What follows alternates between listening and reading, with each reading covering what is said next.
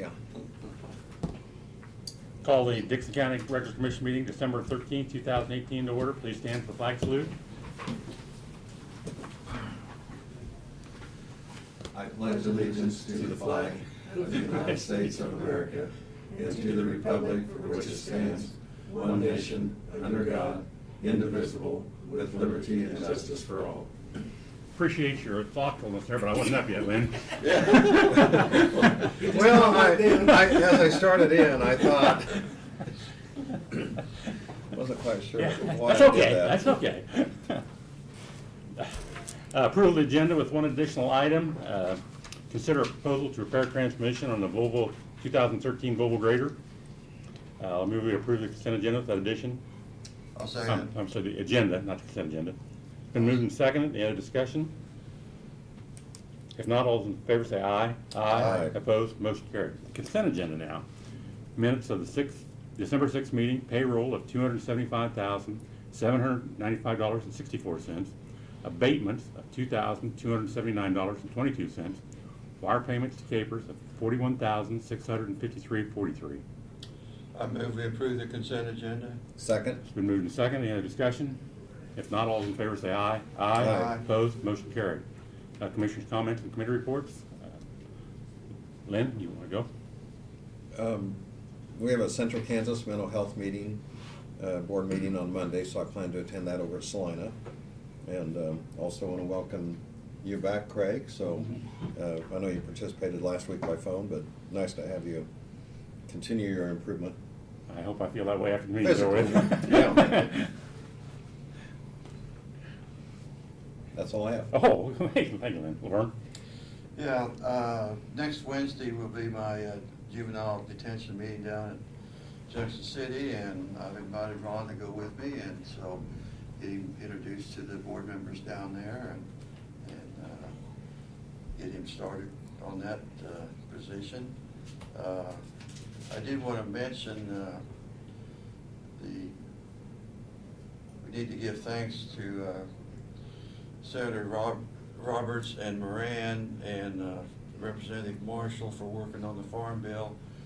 They are responsible for a lot of the negotiations that took place to get, the Senate did approve it yesterday, and I think the House is going to vote on today, but it, like I say, they were running out of time to get that bill through, and I'm just glad that it looks like that they are going to get that for another 5 years. And it's not only important to farmers, which from what I can read, they was able to save funding to help the farmers pay for crop insurance and also for doing conservation work that I think, like I say, they were very fortunate they was able to save those programs for the farmers, but also I think 80% of that farm bill is for the SNAP program, which is the assistance, the nutritional assistance to people that are in need. And like I say, that's like I say, most people don't realize that close to 80% of that budget is going to help people with nutrition aid. So like I say, it's important to everybody. That's all I got. Thank you, Lauren.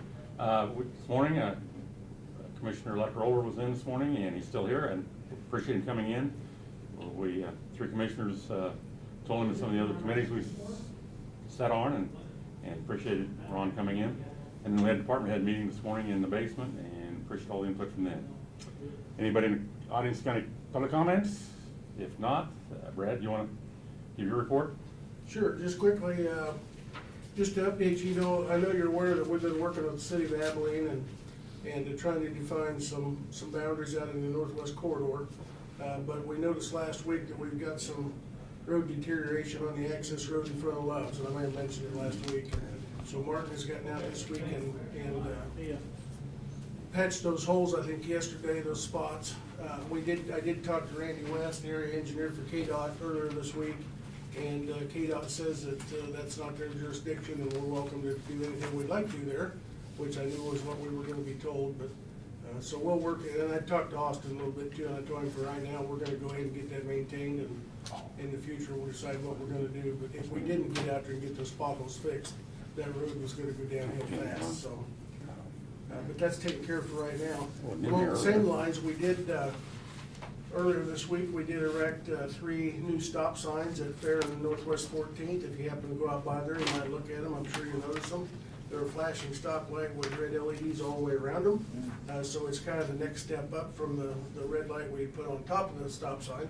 So we're hoping that'll make it a little bit safer. And it was, during the radio show Wednesday, John Anderson even mentioned he'd noticed them. And yesterday at the New Lions, a couple people mentioned that they had, that intersection they thought was dangerous and that might help. So apparently people are noticing them, and like I say, no accidents there, no near misses or reports will be what we're looking for, so. I did hear from Austin yesterday, and the Court Street vacate with the city has gone through, so Court Street is now our property. So that's a big step that we were needing to get taken care of on the new jail project. And then also I've had several emails and comments from employees about the gift cards that they wanted me to relay to you, that they did not go unnoticed, and they very much appreciated that thought and consideration for the holidays, so thank you. Thank you, Brad. Any other questions for Brad from the Commissioners? If not, Doug? I brought with me the indigent defense contract for you to sign. There's 4 on the contract, and this would be for the 2019 year. Individuals on the contract are the same as they have been for a number of years, so that's ready for your approval. The second thing is we have worked through the court system, in the process of working through the court system, and I would anticipate we'll have a tax sale in February of 19 for the 18 year. That's all I've got. Thank you, Doug. Any question for Doug from the other 2 Commissioners? Do we need a motion to approve those? I can't remember. The Yes. Indigent councils? So, Yes, you yeah. did. Yeah, I thought we did. So we'll do that when we get to the new business. Mail?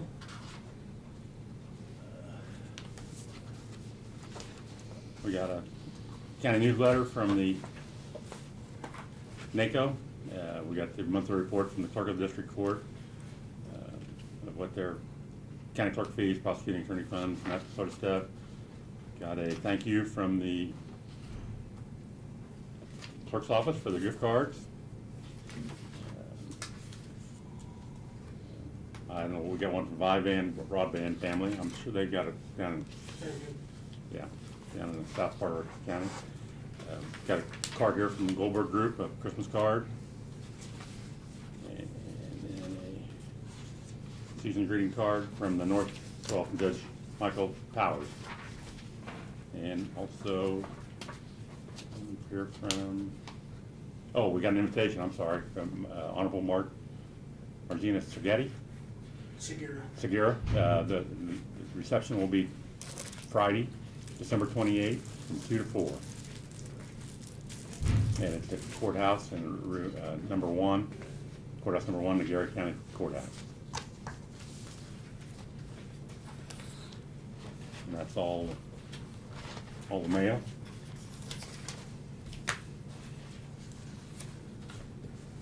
We have no introduction, no resolutions, no unfinished business. Other business, we'll approve consideration of agreement with City of Enterprise regarding the Detroit Sewer District. Brad? You had, I've given you a copy of that before. The City of Enterprise met earlier this week, and they approved that contract, or that agreement. And so they've authorized their mayor that once you've executed it, that I'll run it over to Paul Frelick this afternoon, and he'll get it to his mayor and get it signed. Then we'll have the sewer district president sign it, and we'll get it back and file it with Barb, and they're good to move forward. So I think it was, on all parties involved, it was a good compromise, and this will work good, as I told you last week, with Detroit Sewer District number 3's members.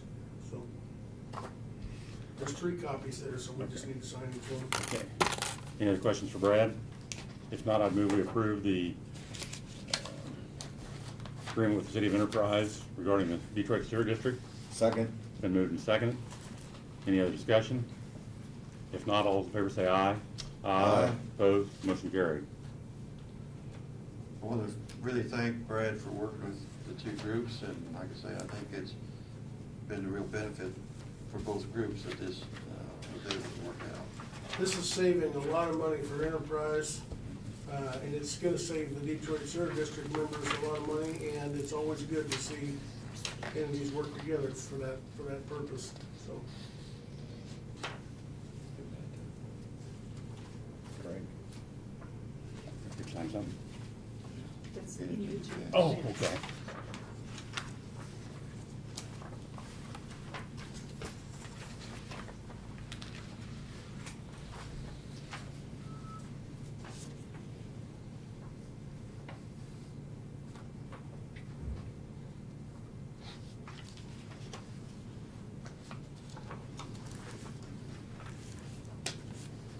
Yeah, I guess it was on the agenda here to approve the indigent accounts, defense accounts contracts for 2018. 2019. I'm I so sorry. move that we do that. Thank you, Bert. I'll second it. Okay, second, any discussion, if not, all in favor, say aye. Aye. Aye. Okay, I'll sign, I guess I'm the one that signed this. Right here, yeah.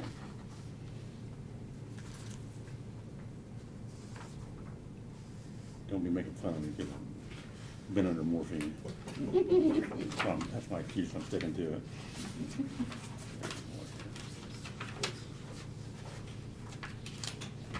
There we go. And the addition to the agenda was the proposal to repair the transmission on the 2013 Volvo Grader. This is obviously one of our graders that we've started experiencing transmission problems on. The mechanics pulled the transmission on it, which that's no small feat in itself, and it had a lot of metal shavings and grindings in the bottom, so we got a hold of Volvo, or Van Cappel Company in Topeka, who's a Volvo dealer. They have quoted us a remanufactured transmission, which is in your package. You've got that quote. The quote with the core return and the parts and such, as well as there's a small labor fee there of $1,120, and that is for their personnel to come out here and spend a minimum, I think, of 4 hours with our people as they put it back in. If we do that, they will extend the warranty from the standard 1 or 12 month up to a 3-year, 5,000 hours. If they come out and just see that our guys are doing it properly. So I think it's money well spent to do that. So the total project after we get the core credit and everything is $34,884.85. So I'll make the motion, we approve the bid from Van Cappel to replace the Volvo transmission come out for $34,884.85. I'll second that. Been moved to second. Any other discussion? If not, all those in favor say aye. Aye. Opposed? Motion carried. Anything else to come before the meeting today? One thing I might mention briefly, and it came up in our meeting downstairs, but I think just for general information, John had reported that Holtgren, that we were going to take an ambulance down to Texas and so on, and maybe just for the benefit of, so people know the procedure on that and how we declare things like that surplus and kind of our thought process behind it.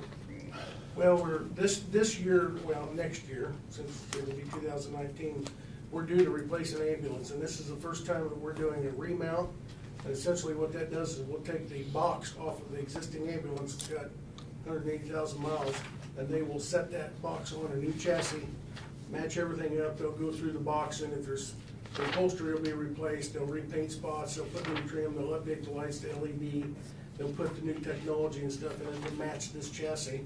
And when we get it back, the theory is that you shouldn't be able to tell that that's not a brand new ambulance. And so that'll serve us again for the next 10 years. It'll save us about $80,000. When the dust clears and that's all done, we'll have the old GM, it's either GMC or it's a Chevy, one or the other we're doing, I don't know which unit it is, but they're both identical. But Yeah, we'll have the Chevy. chassis sitting down in Texas. It's a van type chassis. The back of the van, of course, is all open, so there'll be no back to it. They won't give us any trade-in for it. As a matter of fact, I think there was a small fee they said they would charge to dispose of it if we wanted to do that. We didn't want to do that. We don't want to go down and get it because it doesn't bring enough to sell, to justify driving someone down and bringing it back. So what we've elected to do is we will go ahead and declare it surplus property like we normally do, and then we will have contact Purple Wave and have them listed on Purple Wave with the pickup site being at the vendor's office in Texas. They've agreed that they'll put it in the lot, they'll put plastic over the back so it seals it up and hold it until such time the auction is over and a buyer can go pick it up, so. So along with the 80,000 that we save, we also have the benefit of, we might recover some incidental. It'll be a few expense, thousand, I'm so. guessing, but yeah, it's not gonna be a big hit, but we're certainly not gonna be able to go out and buy a new road grader with the money we're gonna get from that, but it'll be cheaper than paying somebody to drive it clear back and that excitement that you would have with an open back cab driving all the way home. So. But procedurally, it certainly helps us. On Purple Wave, we utilize that so often when we do declare something surplus. And then that way, anybody, whether they're from the county or nationwide, can bid on that through Purple Wave. So it's Yeah, been a you good know, if you partnership. remember a few years ago, that little, they called it a Bantam crane that we bought for the Chapman tornado Yeah. to help do some recovery and some bridges. We bought it with some of the federal money that we got, assistance, and then we sold that a few years later, and a person from Florida bought it and came clear up and took it home to lift his yacht out of the water, and when it was time to service it. So you do literally have nationwide coverage and eyes looking at it when you do that. It has worked very well. Okay, we'll go Move Chiefs adjourned. tonight. Second? Second. Moving second, all in favor, say aye. Aye. Opposed, motion carried.